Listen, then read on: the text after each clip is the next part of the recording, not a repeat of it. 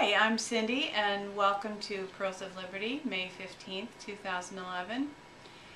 This was a little calmer week than last week, but there are still a lot of interesting things going on. And there's still some dust in the air that hasn't quite fallen out after the Osama Bin Laden killing, which actually he probably died in 2001, but we've covered that before. Don had an interesting experience this week where an acquaintance of his was out of the country and had some interesting things to say about what the people of the world think about Osama Bin Laden's death. Right. This was an experience of a friend that had been down in Mexico, I think it was Baja California, and they were pretty much appalled that Americans were actually believing this, that they could tell that it was fake, and were amazed that Americans were buying the story. When you are in an environment where the media is spouting lies and you believe that your media is credible, that's what's going to happen, unfortunately. And this is why I'm always encouraging people to dig for your own news in the internet. It's a great tool. You need to do searches, not just Google, to find out what's really going on. Get yourself out of the mainstream. And of course, if you're listening to this, you're probably already there, but we, through friends, want to be a gateway to all kinds of alternative news sources. We really are living in a very, very controlled media environment if you talk about the mainstream media and their presence on the internet and in such things as Wikipedia that we think are really of the people. They're really not. You don't want to be a person that thinks that just because a source has a lot of money behind it or has a big name, some of the major networks, that it's credible. That's almost sure to be the reverse of the truth. What you want to do is learn to think for yourself and not just depend on the source having a reputation of authority. So the other people in other countries can see through what Americans unfortunately often can't, and we encourage you to not be a part of the facade and the illusion that's being portrayed as what's going on in the world. And an example of an internet news source that you might assume is accurate is, if you're a little on the right side, is Newsmax. And Newsmax reported all about Osama Bin Laden's porn stash. If he had a porn stash, it wasn't there a couple weeks ago because he died a long time ago. So those kind of stories tend to lend credibility to a story that is a complete falsehood, and that's one of the things that we're referring to.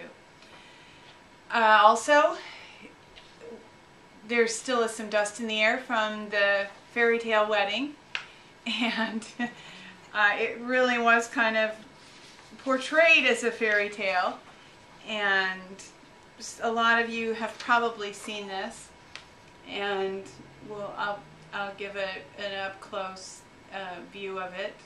I'll take it just a second break to do that.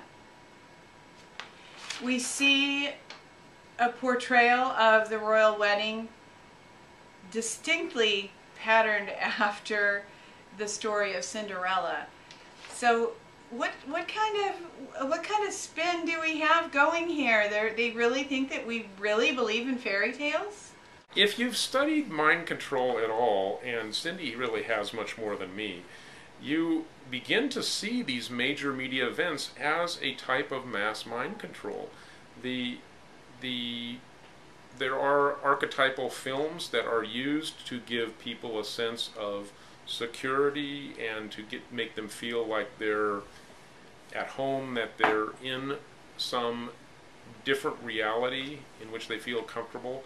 That is what's often going on I think in things like this, where you have such an obvious, you look at the costumes, it's just plain as day that this is a fairy tale come true. So what happens is the people that have seen the Disney fairy tales and the Cinderella story are drawn into those archetypal images that are planted in their subconscious from childhood, and those childlike, naive feelings, and begin to rise up to the surface, begin to control the reality. So it's almost as if a dream world is invoked out of your subconscious, things that have been planted there a long time ago.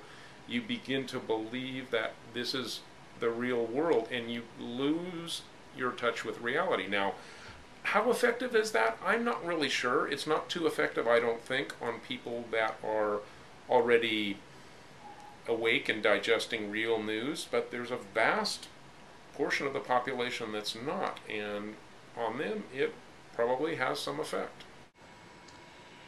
Well, and as you said, these things are embedded, entrenched so deeply in us, and we've talked a little bit in the past about things like the lesser magic and the greater magic, and the Illuminati employs supernatural means when necessary or called for, and fairy tales are generally thought of to be as being magical, and of course Cinderella, there's a lot of magic with the pumpkin being turned into a coach and so forth. So I think it's possible that they're invoking magic, and that they kind of switch on that supernatural switch in people that allows things to happen that might not happen through natural means. And I know it sounds ridiculous and complicated, but we won't dwell on it too long, because there is a lot, as we said, that we wanted to mention. At the very least, what they're doing is they're attempting to get normally critical thinking ability, the normal critical thinking ability to shut down and to go into a fairy tale mode. And there may be more to it than that, like Cindy is saying, there very likely could be. It could be some kind of a invocation of some magic, and we are definitely not of the illusion that Disney is squeaky clean, far from it. So who knows all what's going on there, but it's obviously something deeper than just a couple of surface pictures that we can see. And moving on to possibly the next fairy tale. If you're online much, or I've even actually seen huge billboards stating that Judgment Day is coming May 21st. And I personally am not completely ruling that out, because Jesus said nobody knows the day or the hour. Of course, since nobody knows the day or the hour, nobody would know that it was going to be May 21st. But as far as I'm concerned, we don't absolutely know what's going to happen tomorrow or the day after or the week after. It's possible that Judgment Day could come. But I believe that just like a fairy tale, in many respects, these kinds of ideas, when they're put out there, even if we say we don't believe it, there's this seed of hope or possibility that is planted in us. And I believe that we're open for disappointment on a deep level of our consciousness when these things are put out there. It's kind of, if Judgment Day doesn't occur on May 21st, I believe it gives people the opportunity to doubt God to some extent. Oh, that didn't happen, it probably never will happen, and move on. Yeah, I think that that's really what's happening here. And I'll be just more blunt about it than Cindy. This is not going to happen. It's not going to be the second coming, which is Judgment Day. And there's been a lot of deception in Christian circles about there being two second comings, one secret rapture and then the second coming after that. No, there's only one second coming, and that's when every eye will see him and there will be a judgment. Yes, we're members of that cult that believe in the second coming of Christ. Actually, the Homeland Security has declared us a cult, so all you Christians that happen to believe in the historic doctrines of faith regarding the second coming of Christ and also believe he hasn't come yet. Actually, some do believe he's come already. We're not of that group either. Events like this create a false hope that is then almost sure to bring a death in measure of your faith if you associate your faith with this event. So I'd encourage you not to. I'd encourage you to understand that there's a lot of things that need to happen. The bride needs to make herself ready. We're not anywhere near that. There is a huge struggle for freedom and liberty that is directly tied to the work of the Holy Spirit, bringing forth the life of Christ within each of us. And I see that as inseparable, and I see Christians as being huge fighters for liberty and freedom, because that's what God is all about. He purchased freedom for humanity with his own blood, and he will come when the bride has been victorious. And again, there's a long ways to go before we get there, but we are making rapid strides. People are awakening worldwide and not necessarily seeing things from a Christian perspective, but not necessarily opposed to it either. So we need to awaken from our slumber and not be drawn in by escapism, which is what I see the secret rapture stuff is. I'll just be blunt about it. I've known that for almost 30 years now. So don't be deceived. So I guess to some extent our theme today has to do with where do you place your faith? And we certainly respect and enjoy Alex Jones. We're delighted with his choice of guests. But he's had a couple of guests this week about whom we would probably tend to recommend not completely embracing everything they say. And the emphasis here is on examining things for yourself and not taking someone else's word about what is true. And Alex himself encourages this.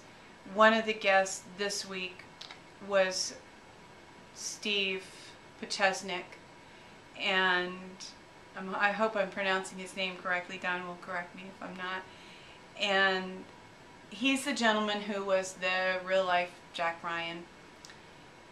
And it seems possible that he's not completely who he says he is. Would you like to comment on that? I wouldn't put it quite that negatively. I just want to take this opportunity to somewhat modify what I've said in the last week's, and I think maybe the week before, about him and what he's conveying. And this did come out in this week's interview with Dr. Pieczenik on the Alex Jones show, that really he's of an old school Cold War kind of mentality and highly reveres George W. Bush. And as many people know, especially Christians, that George Herbert Walker Bush was proud to announce that we were entering into a new world order, and this is mark of the beast type talk. So this is a man, Dr. Pieczenik, that's proud to be associated with this man, and at that time that the attempt was to get that struggle for a new world order to be about fighting communism. So you have a lot of people that are of that old school, like Dr. Steve Pieczenik, that are proud of their fight against communism. Those that have known for a while that the communism was really, although it was very real as an enemy, it was also propped up by the global bankers in the same way that they prop up the Federal Reserve.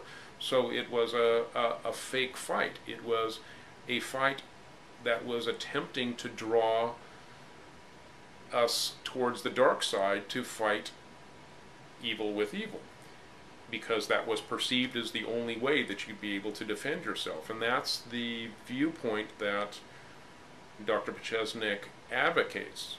a lot of black ops stuff, regime change, and trilateral commission stuff that he is proud of being a part of is not really in the true American tradition of liberty.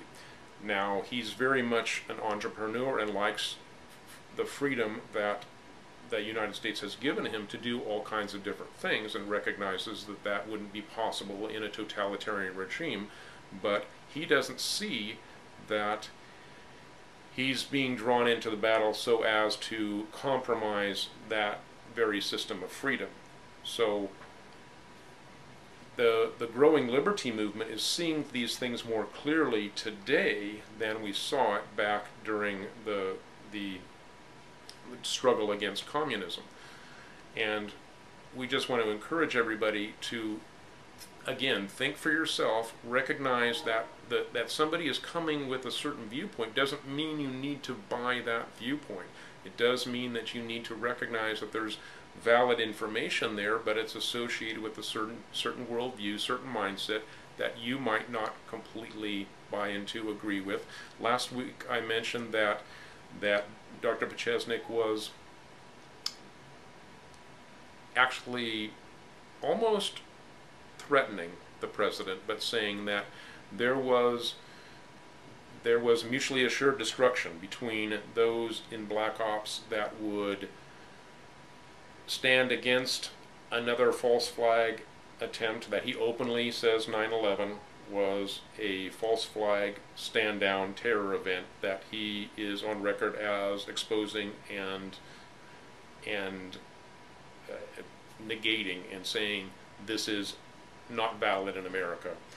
Yet you have a struggle between him and other black ops people. I'm not sure how real that is. It may even be a psyop in itself.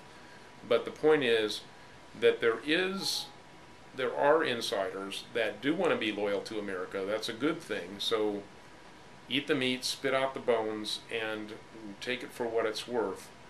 There is a growing liberty movement, and I want to encourage, the best analysis of this that I've read comes from Joel Skousen, who writes in World Affairs Brief, his website. You can search for that, and you can get his weekly updates for a great price.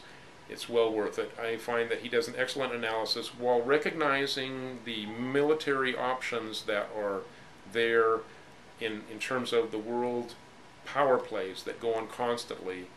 He also doesn't take anything at face value either, and always looks for a deeper layer. And that kind of approach is what we want to encourage people to do for yourself. Use these videos and then do searches for yourself and come to your own conclusions.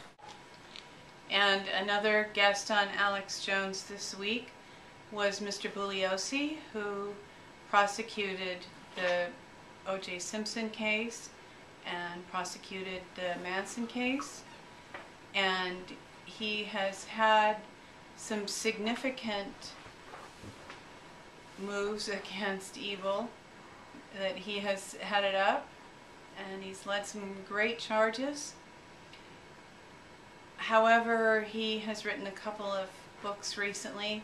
One is, I believe, 14 volumes on the JFK assassination, and he believes that the Warren Report contained the relevant evidence, and he more or less believes the Warren Report. And also, more significantly, on a personal level, he has written a book called Divinity of Doubt, in which he outlines why the Christian faith is not on a good foundation, and that the reason is because he believes the Bible says there is no free will. So, Don, would you comment on free will? Yeah, that's a huge theological question, and actually I've done a lot of thinking about that over the years. And basically, I don't want to put it too simply, but I think it's actually absurd to say that, as Vincent Bugliosi does, that the Bible says that there is no free will. You find all kinds of examples of men like Moses changing the mind of God even. You found a huge dynamic where of human decisions actually affecting divine plans, and that's the opposite. And anybody who has presents the argument, as Bugliosi does, that the reason that there's so much suffering in the world is because God doesn't answer prayer, it's just childish to even think about God that way.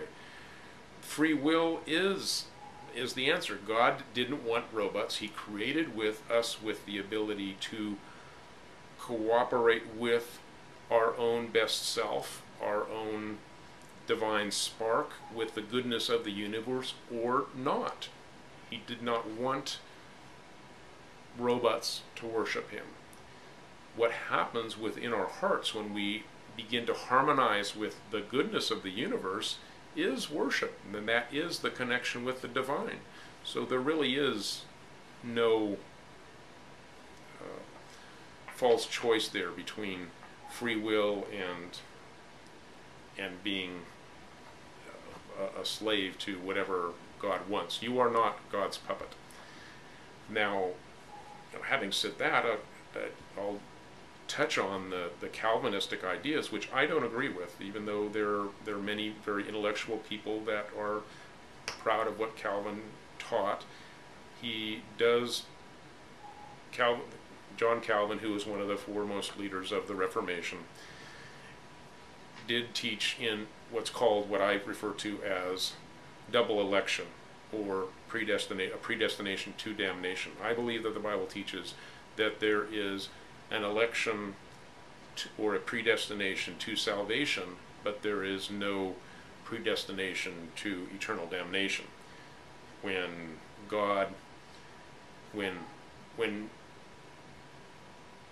you end up in eternity in heaven, God gets all the glory. It's not because of your own goodness.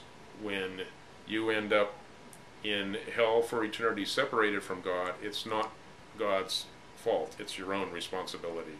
And that is a paradox. It's not completely logical, but I believe that that's just because we're living in a world that is less than, we can't see everything. It's less than completely visible.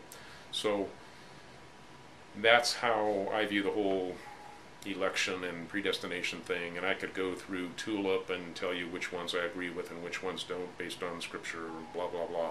So this isn't a theology program, so I'm not going to do that, but I really think that a guy like Bugliosi, that comes off as being so knowledgeable and frankly arrogant, doesn't know what he's talking about. Bob Mumford used to say, when you're strong, you're wrong.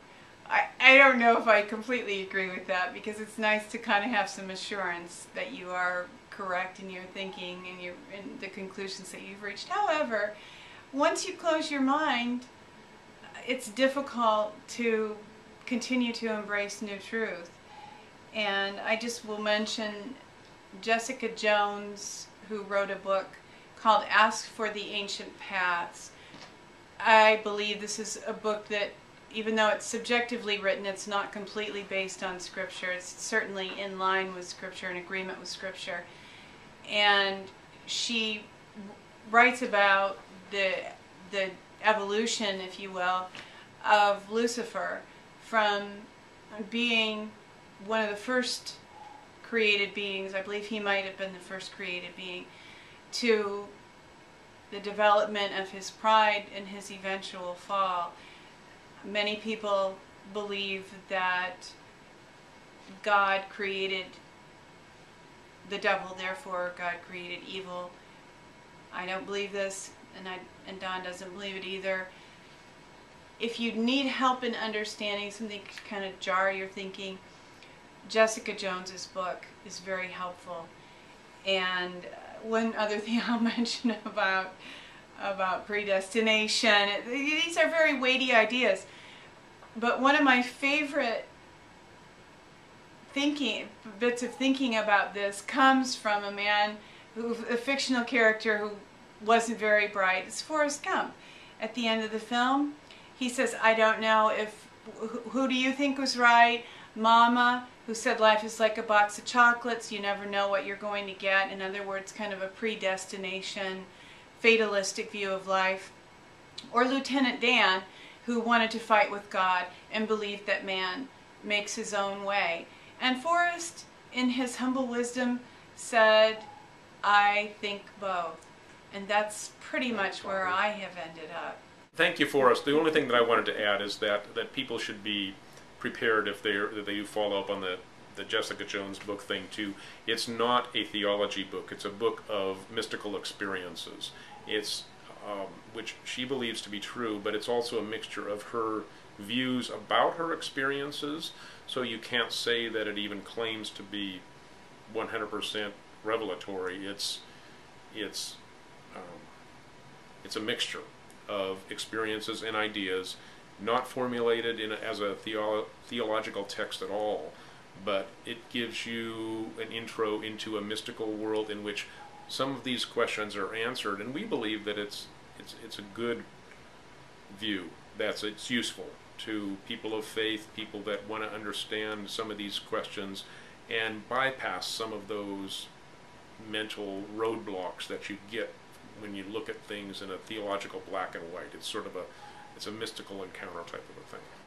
And wherever you start and however you process, it's necessary to think for yourself. It's necessary to ask the hard questions. It's necessary to not accept everything that we say, not accept everything that Alex and his guests say, and just continue to process. And this is how we wake up. This is how people become aware. And if you have had a steady diet of television, mainstream media, you may find your mind sluggish. You may find it difficult to process these kinds of ideas. If you need help, we might suggest things like maybe a television fast. Just no TV for a week, 2 weeks, however long you can. Go cold turkey. And the longer you go, the more you'll see that when you turn it back on, you'll just kind of look at it with disdain and why was I so entertained by this? There are a lot of natural cures. You watch the Dr. Noah segments of our videos and learn that your brain has been repressed by things that have gone on around you, physical things, emotional things, and ideas. And you need to renew your mind. You need to wake up and move on. Yeah, the Brave New World aspect of what we're a part of today with all the pharmaceutical drugs is very real. And that's the other aspect to the 1984 society that we're going into. It's this pharmacological, and that includes also the electromagnetic frequencies, the EMFs that we're exposed to. All of this bombardment of chemicals and electronic waves that make you less likely to think for yourself unless you begin to protect yourself from them. We have a friend that I didn't realize how much of a problem he had not being able to sleep until there's a few things that have helped him, and most recently one of the things that's helped him tremendously is actually putting 2 little EMF protection chips on his cell phone. And that has, because he carries his cell phone with us constantly like a lot of us do, that has had a very significant impact on him, and now he's finally able to fall asleep without medication after putting those 2 cell phone tabs on. So these things are powerful, and it's very subtle too. So we just encourage you to begin to investigate those and begin to set yourself free in ways that might not be real obvious at first. So the kinds of things Don was just talking about are subtle means of control. And this week we became aware of a more active means of control, in that a friend of a very close friend was arrested in March for dealing arms. He's a legal weapons salesman. He has all the necessary licenses. He's had close relationships with the ATF. He's asked them to okay purchases that he wasn't completely certain of. And he's a family man. He's a delightful person. We have a couple of videos with him on our website, which you can look at and just kind of get an idea of who he is for yourself.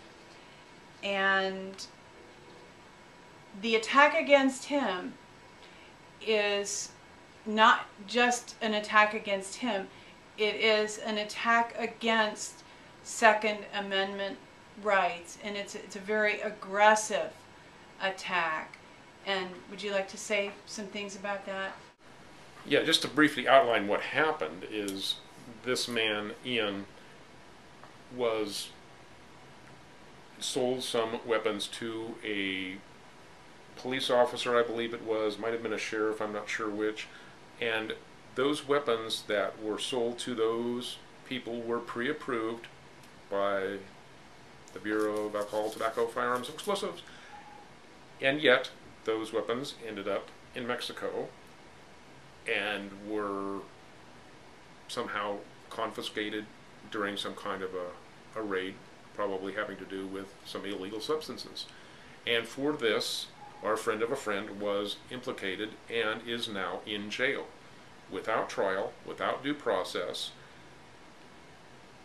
There's only, if the people that bought the weapons from him were lying, then his only crime was believing the lie that the ATF also approved of and he checked into. So what's really happening here is this is a border town near the Mexican border in Juarez area, I believe, and the attack on him makes it less likely that people will be able to protect themselves from border violence. That's the purpose, that's what this man is about, is helping people to defend themselves as this region becomes more violent. So what's happening is, in the name of gun safety, people that are trying to help people to protect themselves are having their rights taken away and their right to due process taken away. So it's quite a discouraging development.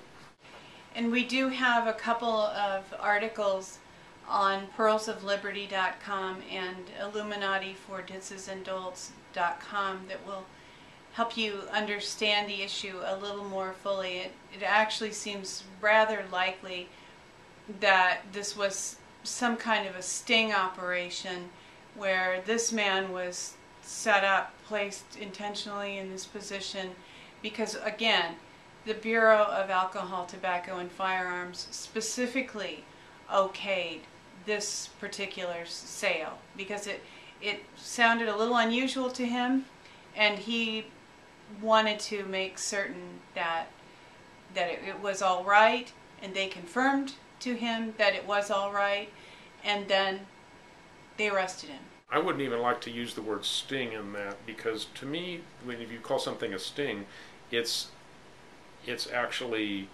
exposing the criminals by setting up a thing in which their criminality is exposed. This would, I think, be more accurately described as a frame-up operation, and that is where you make it look like somebody is guilty of doing somebody's guilty of doing something that they're not really guilty of doing. And the gentleman who is being placed in the position of heading up the Bureau of Alcohol, Tobacco, Firearms, and Explosives is a known anti-Second Amendment right person, and the president was heard telling a gun control advocate that they were going to be moving under the radar to take away gun rights, essentially. And again, we have the details in our blog on our website. And this subject is specifically because Ian Garland is in this all happened in a border town, is related to a guest that Alex Jones had on this week, who was discussing the issue of the Mexican border and losing portions of our country to Mexico. Interestingly enough, Rick Joyner, who's a prophet, a Christian prophet, a few years ago, virtually everything he said was accurate. And I remember he wrote many years ago that, I think maybe in the 80s, that portions of the United States would be lost to Mexico because of our lack of resolve in protecting our borders. And that is becoming, that time in the 80s, I almost laughed because it was unthinkable. But it is becoming a real possibility. Right. I don't really have too much to add to that, except to note that when there's a lot of people now, especially that those in the Liberty and Truth movement, that are aware of Illuminati, know that Rick Joyner has been associated with and been initiated into Knights of Malta. So in our view, seriously compromised. But that was something that I think was done in order to divert the truth that had been given to him. And what we're talking about are prophetic words that had come out before that had happened. So some of the more recent things from Rick, having to do with things like bird flu, we think have been seriously compromised due to information he's been given from the dark side. But some of these earlier prophetic words are still very important and worth paying attention to. And once again, referring back to Ian Garland to some extent, considering the issues with Mexico, there is the whole idea of NAFTA. We've mentioned this before. According to Kathy O'Brien, who was used as a drug mule at the border, there's meant to be a breakdown of our culture that is initiated by some of the things that are happening in our relationship with Mexico, and specifically at the border, and possibly losing portions of our country to Mexico. And as I was researching just a little about this issue with the Second Amendment and banning guns, I kind of was thinking a little bit, because of the whole drug issue, about prohibition in the 18th Amendment. And one of the things that Wikipedia said, and as Don said, we tend to not think so kindly of Wikipedia. They have a bias that tends to be anti-truth, as we see it. But even in Wikipedia, when they referred to prohibition in the 18th Amendment, they said that at that time in history, an illegal substance became a cash crop. In other words, it became a revenue stream. And all this is really about money. Drugs being illegal, marijuana, cocaine, heroin, these substances have only more recently been even regulated. Alcohol, beginning with prohibition. Before these substances were illegal, there wasn't quite the clash with law about it, and with police. You didn't have the murders, because it really was the controls that became the problem. It really was prohibition that built the mafia. And throughout history, it's been whenever a society clamps down on something that has a broad enough appeal, there is going to be a illegal movement of that same substance. And think for yourself, is society better off when we have more laws, or are people more free when you get to decide for yourself what you want to put in your own body? It's not, in my opinion, progress when we have laws that take away that freedom. And it actually is a way for government corruption to get the monopoly on the drug trade. That's what happened when you had mafia growing in the United States, and the government for many years under J. Edgar Hoover refusing to admit that the mafia even existed. They were obviously protecting them. And go back into the previous century, into the 1800s, with Skull and Bones out of Yale was founded basically on the opium trade in China, and they used the drug trade of opium to make the inroads into that society, break it apart, make it conquerable for the British Empire.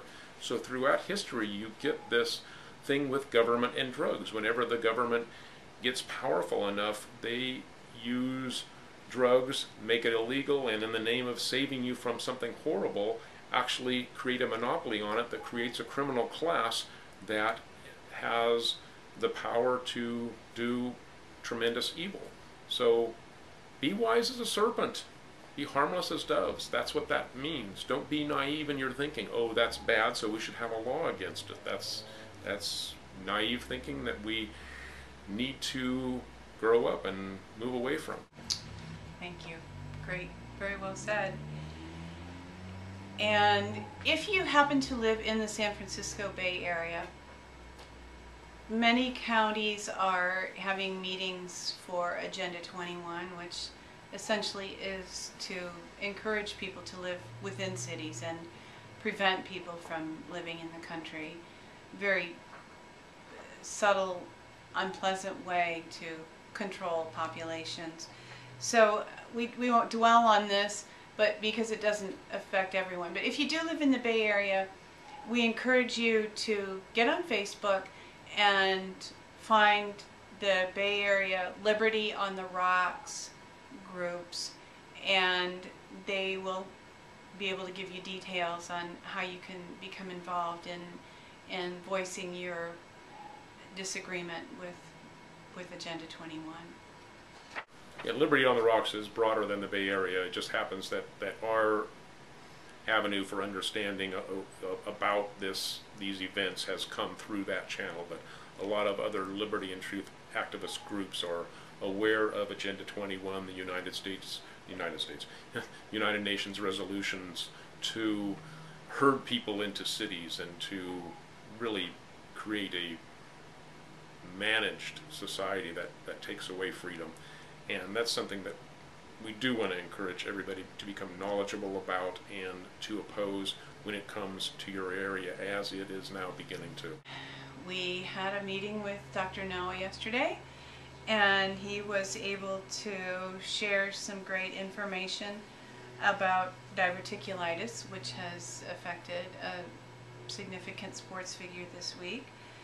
And Don had some questions for him about the nano-sized aluminum particles that are in chemtrails, and he also discusses liposuction versus lifestyle as a way to pursue weight loss. So here's our segment with Dr. Noah. So thanks again for inviting me back, Don. Yeah, and welcome. Cindy, it's always a pleasure. Noah? Must be Saturday, because here we are talking again. So I'm so lucky. So we've had a little talk a little bit beforehand about this big monster kind of guy that does, I guess, I don't know if he does, professional wrestling, or he does that kind of, what's the other sport? UFC. He's a whatever that is. Whatever that is. That's where they fight you kicking and stabbing and I don't know all of It that. used to be called big time wrestling. Big time wrestling, yeah.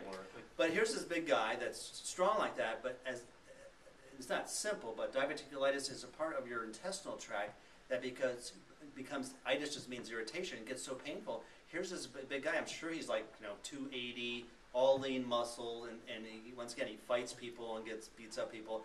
But that just shows you, even big bad people, you start having little things like that, and that's not little for him because it caused him to stop like that. It's difficult. Now, what it is obviously an irritation or inflammation or fire in the large intestines. And gee, what could possibly make that happen like that? What makes contact with your intestines on a regular basis? Food? Yeah, food, exactly. And so I know this is a big concept because obviously it's some type of, either a surgical problem that has to be cut out or some type of drug deficiency that needs to that's usually what happens, is that there's some type of food sensitivity, chemicals, as we'll talk about, chemtrails here in a little while.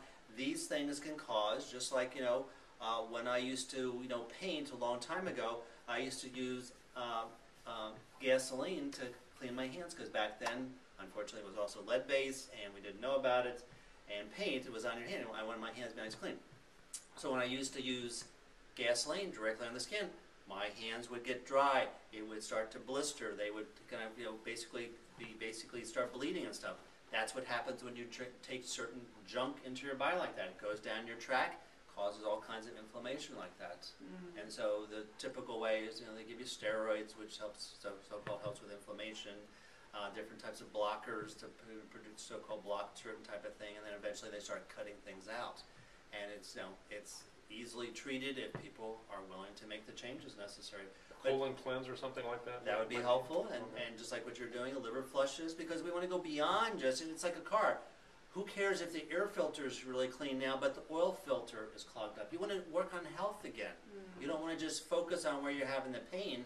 So an individual like that is you try to move him into, good detoxification, cleansing, changing his diet. But, that's the challenge, because people got in their head, there's a magic pill or there's a magic procedure, as we're going to talk about liposuction here in a moment like that. That's the cure-all for people that don't want to lose weight the right way. I'll just go in for $50,000 and they take this kind of vacuum cleaner and they suck all up. Guess what the science now shows?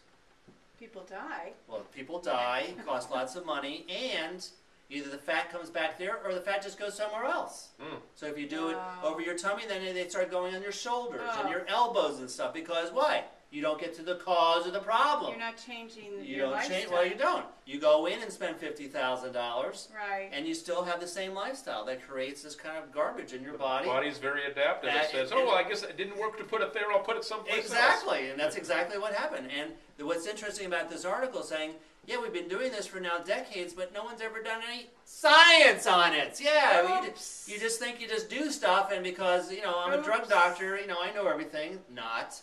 Then these good things happen, and that's what this study showed. So waste of money, loss of lives, disfigurement, all kinds of problems. We've talked about the study that was published in New England Journal of Medicine. Even if it did work like that, it doesn't get what's called visceral adipose, or visceral fat, the fat that goes around your organs. That's what kills you. Oh. So here you are, you think you're healthy because you're trim, but you're just as sick if you were 400 pounds before it. And that's exactly what happens. Those people then have heart attacks and strokes and cancer and all these other kind of problems. Because of this, once again, illusion is that they make something just like, you want your face to be young. Oh, we'll just cut some and stretch it on like that, and that corrects the problem. Versus getting into the actual skin, stopping the oxidative stress, reversing the aging process with natural type of things out there that we can talk about another time.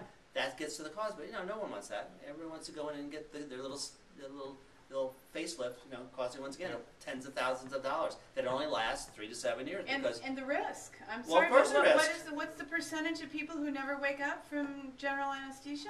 Anywhere up to 13%. And you go under general anesthesia for these procedures. I don't want my wrinkles. I mean, that's the risk. But the illusion is that everything's 100% safe, and it's not.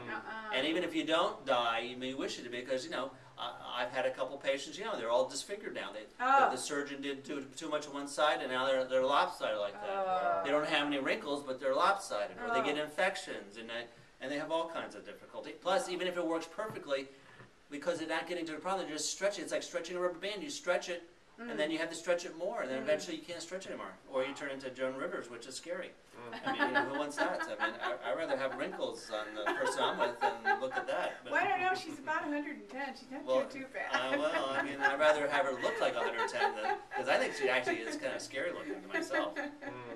So anyway, so that's when that's kind of like exemplifies drug and sick care. Sure. You know, looking for these quick fixes. So you're overweight. So we're just going to suck, take a vacuum cleaner, suck this all up, thinking that that's going to be the solution. And that's, as studies go on, now the science is just showing, that the body, like I said, well, then we'll just put it down around your legs and around your ankles and around your shoulders. Well, I mean, once again, there's no other profession I know, like the drug industry, which creates problems and makes more money. So that's great for the surgeon. Okay, I made $50,000 off your belly. Now I want another 50 here, another 50 there. You're $1 million patient to them. What a great deal! Of course, you're all messed up, and you're still sick, and you have all the. As you said, the fat's still around your organs because is. nobody pulls that out. That's nobody right. takes that out. Plus, a poor lifestyle, regardless of how you look, is still poor. I mean, there's things that don't deposit on your body that you don't see that create these things. Like we talked a little bit before about P53. These are chemicals and stuff that cause mutations in this. What's called the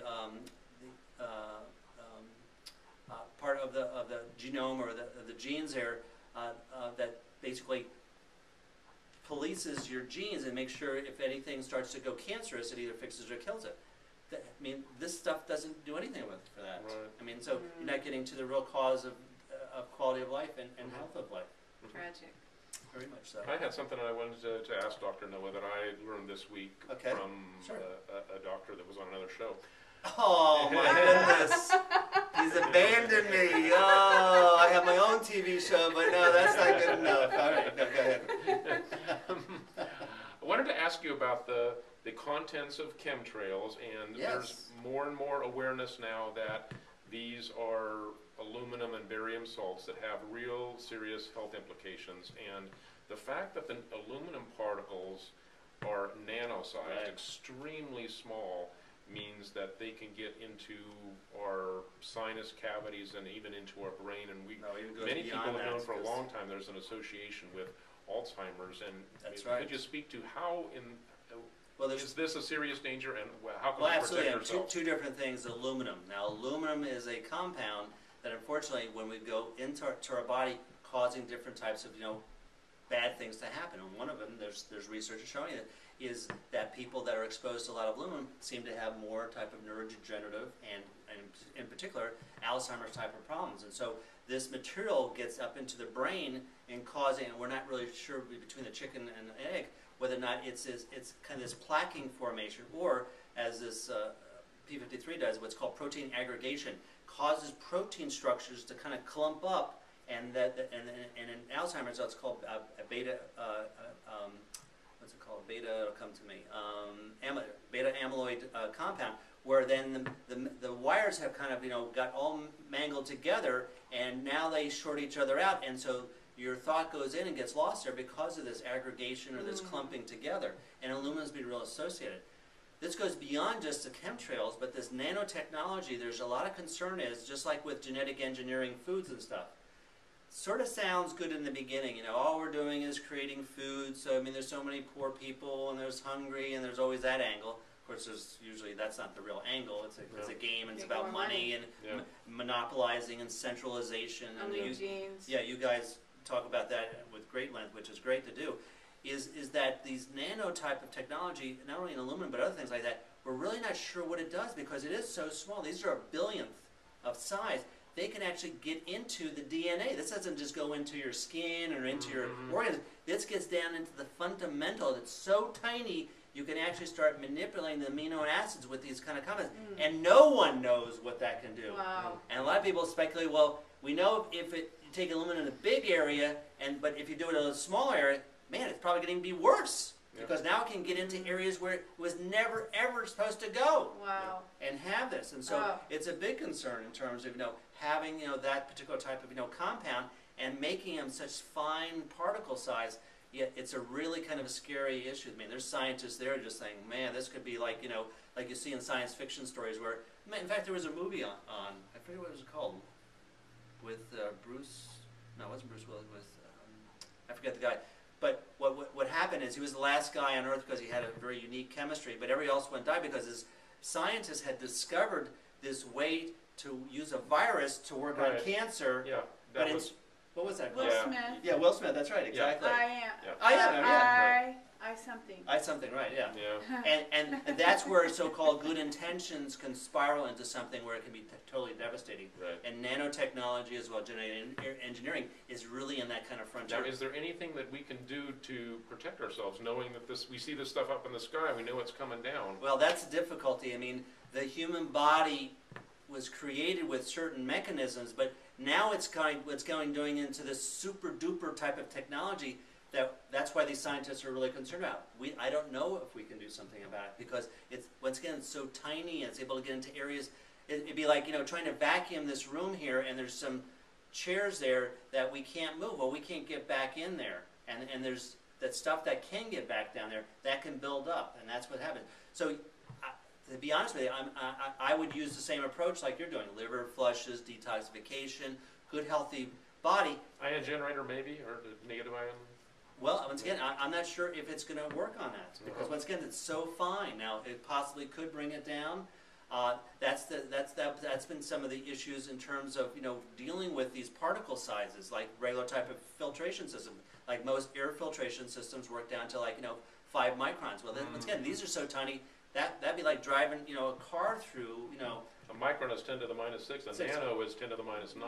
So exactly. we're talking about 3 orders of magnitude smaller. Which is huge. And, well, actually, it's not huge in size, but actually, it's so tiny. It can go anywhere and can go into areas that our body just never had to think about. We had to clean that part of the body because it would just physically, nothing ever got down that. So you can just do whatever you can to make your body more healthy. And health is, once again, is always the basic principles. I don't care what kind of new virus comes out there, new type of thing like that. The healthier you are.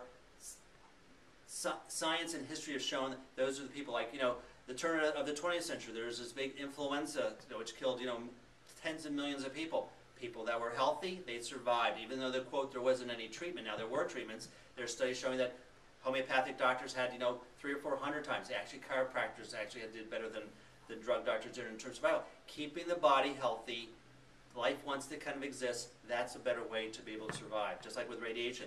You expose people to radiation, some people die, some people survive. What's the difference? Lots of variables there. A lot of it has to do in terms of how strong you are. I mean, it's just common sense. If you're weak and frail, what happens to old people? They die easily. Sure. It's because they're weak and frail. They don't have to be weak and frail. You can do things to make yourself strong. So it's not that you're old, it's just what you've done with yourself. You let yourself go. You've deconditioned. You've had disuse atrophy. Your immune system, your body is just falling apart. And then just a little bug comes over that to you and me and just bounces off to them and knocks them down and kills them. Wait, do you mean that I'm responsible for my own health? No, I'm sorry about that. No. Only your drug doctors and drug companies have responsibility. They're the only ones that have all the answers. And when we get older, we need to take our flu shots. Absolutely. And take all the drugs that they give you that have shown to be totally ineffective. I'm going to put a big disclaimer on the screen in case somebody believes that. Well, on my that. TV show, Vince, who's my producer, says, he actually comes in, Dr. Noah is being sarcastic, because then people think I'm actually telling the truth. That's from my New Jersey upbringing. That's how we kind of deal with garbage like that. We're kind of sarcastic by over-exaggerating what seems to be, oh, he's agreeing with it. Actually, I'm not. No, exactly right. Is this stuff that, has very little science. It's actually, has toxins in it. There's a real question of whether or not what benefit that is. And once again, healthier bodies are able to, once again, persevere through these different type of difficult times like that. And if you're in the Bay Area, you should go to see Dr. Noah, and he will give you an inhalant that will prevent the growth of nasty things in your body. Well, I mean, Cindy came in today and started having allergies again, and I use this system that works very well in terms of immediate results. People are amazed. Now, a lot of things I do, sometimes it takes months and years to improve. I do have some things that, people are just shocked. Even when they go to see their drug doctors, ENT specialists, or what like that, even with all their powerful drugs like that, they don't get the same kind of immediate results. And this is all natural, and that's soothing. In place of flu shots. I mean, it's a protection against. We're giving you things in there that actually help your immune system, help the mucosa, so the bugs are harder to kind of get in. the mucous membranes that you have, that kind of that slimy stuff, is actually part of your immune system, and it's a physical. When a bug gets in there and you're producing enough of this mucus, it actually physically binds that bug up, flushes away, and never goes inside the body. So what it's supposed to do. That's what. But when you take decongestants and antihistamines, it dries out your mucus, which, you know, that's no fun. But now you're more vulnerable to get sick. Now the bugs can kind of just walk in without even having any trouble. Wow. So that's always the issue with drugs. Yeah, they have some benefits with your symptoms, but most of the time they cause more serious and deeper problems. So you have problems, you're runny nose and congestion, you take a decongestion, you dry yourself out. Now the bug's able to go deeper, and now all of a sudden, where did I get my bronchitis and my pneumonia? Well, that's why you got it. That happens so and much. that happens so much because that's what the drug does. Where this natural thing works on both. It actually helps stimulate your own immune system, helps you maintain the mucosa, help heal the area, so you're getting best of all the worlds there in terms of preventing that. That's great. So yeah, I like that. I like those type of incidents. Just like I like, which Cindy and I use, I don't know if Don uses yet, we have this natural facelift from another company, and I love it because we actually have patients come in, we do half their face, and you see, for a lot of people, we see actually, Here's that. Yeah. What does it do if you have a beard? It makes your beard younger and happier. So you can see here, here's what the patient or person looked like beforehand. I don't know if you can see that closely, and then just with 5 to 10 minutes like that. So between my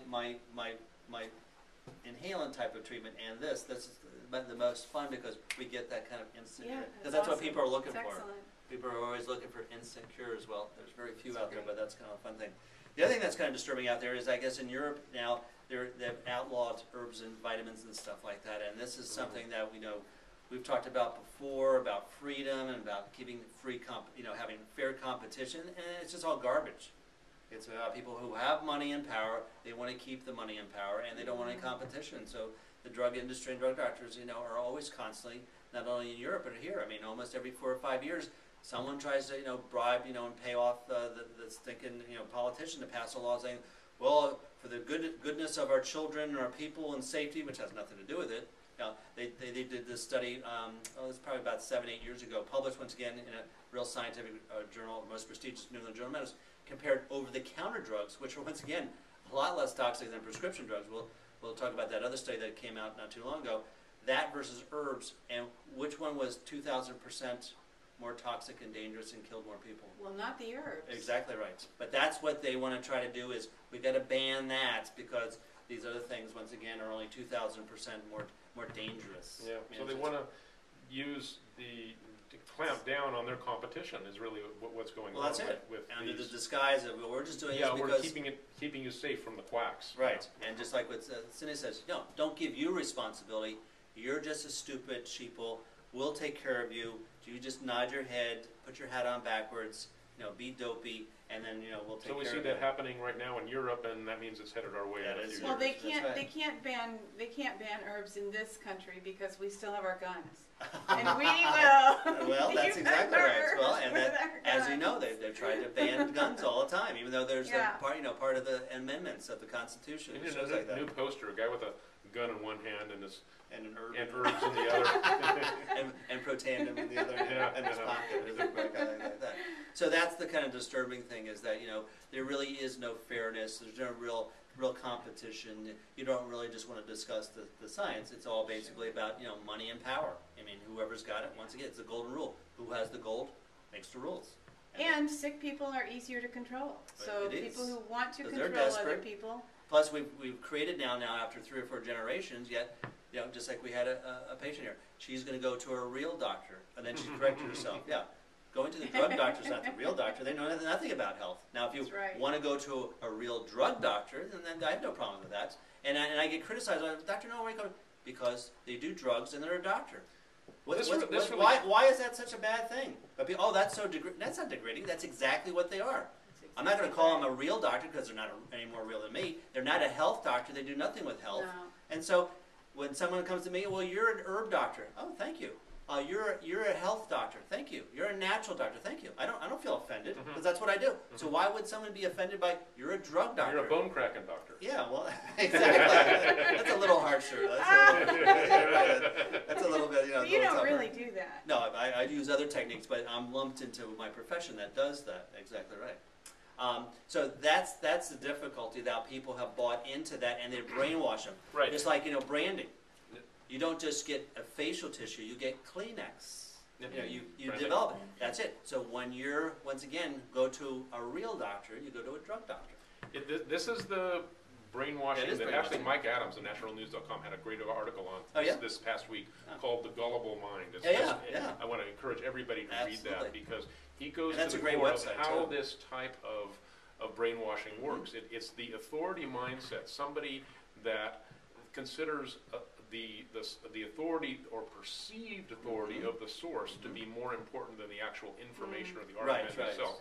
To be an adult, you have to think like an adult, and to be able to actually reason through and saying, this is important, no, this is not. You have to make those judgments yourself. That's part of what being a responsible individual is. Yeah. So, regardless, it's like there is gravity, but now I have a PhD, and I say, no, there's no gravity. Right. What you saw there, deny reality. Disregard that. Yeah. I'm telling you, there's no gravity. Just like you need to take this drug. Well, Dr. Noah says there's no science and doesn't have any benefit for placebo. No, take this drug because it's taught in school. You see these great, and that's what it is. These are fictitious.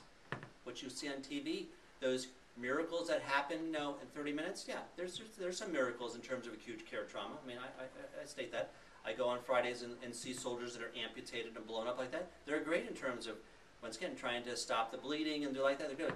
After that, which is only about 22%, then they start becoming in a gray area, and there's another part that's actually, absolutely, positively false and misleading. But that's what has happened over the years is that, we hear all about these, great things that happen, and they don't really look at the facts.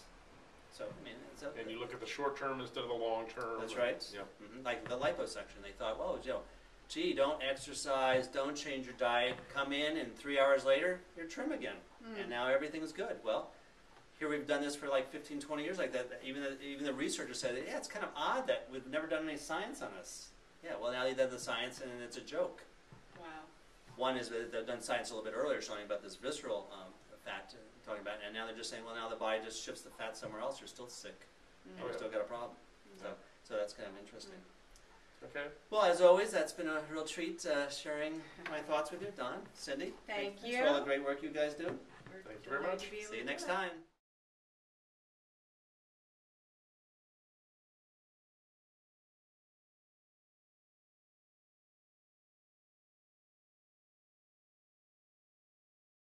And thank you, Dr. Noah. We always appreciate your advice and input, and personally appreciate how you've helped us to become more healthy.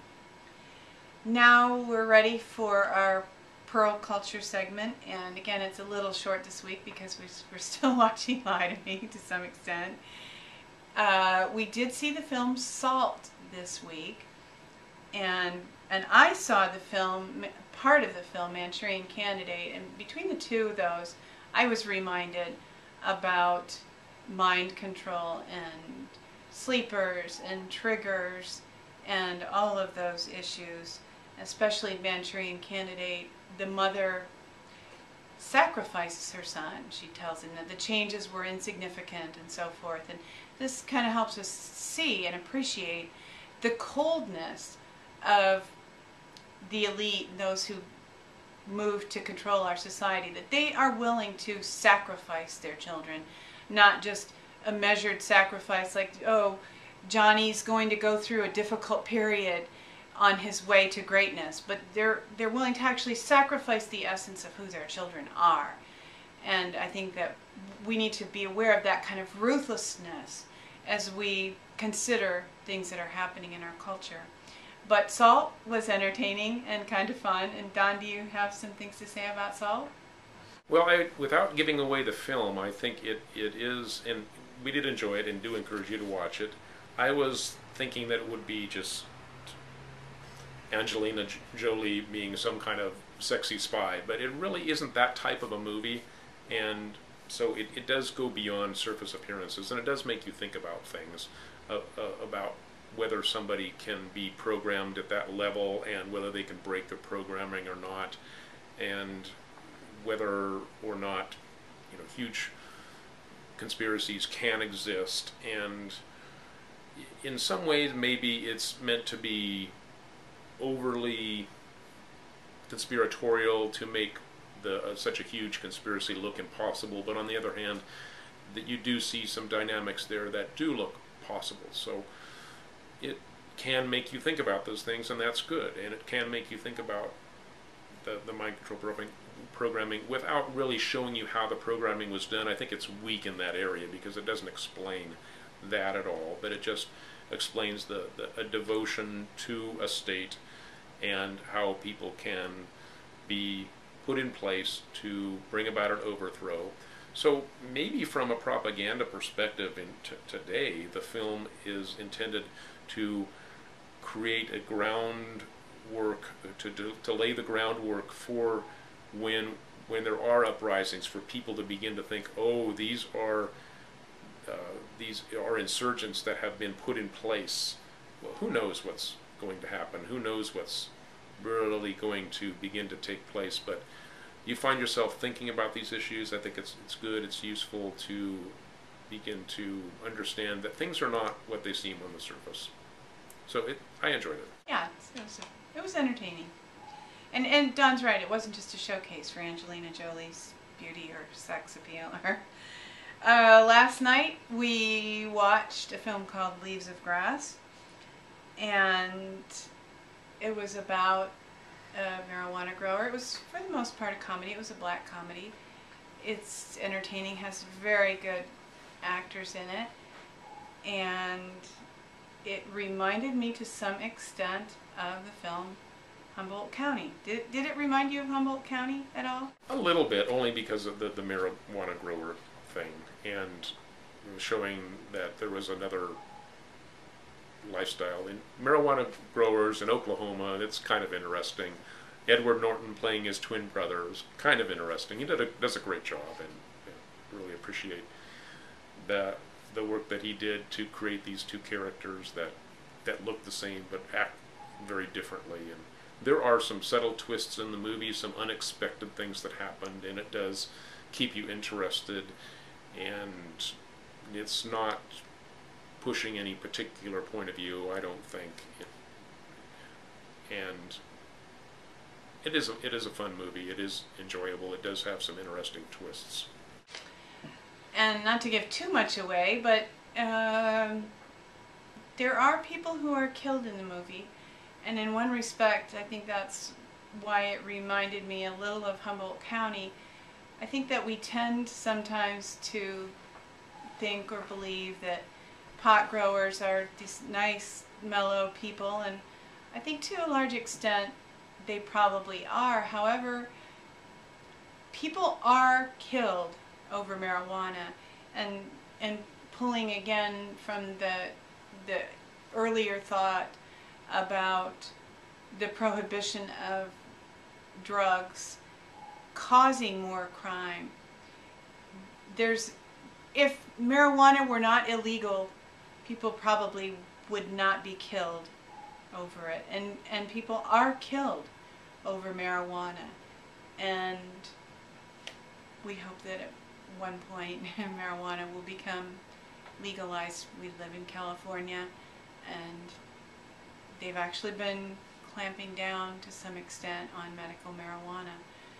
So we're proponents, we're libertarians now. We used to be Republicans, but we're libertarians, right? Mm-hmm. Yes, indeed. So, do you have any parting thoughts? We're all grown up. I started out a Democrat, then I grew into a Republican, then I grew into a Libertarian. Pretty much my journey. So, Don, do you have any parting thoughts for the week? Think for yourself.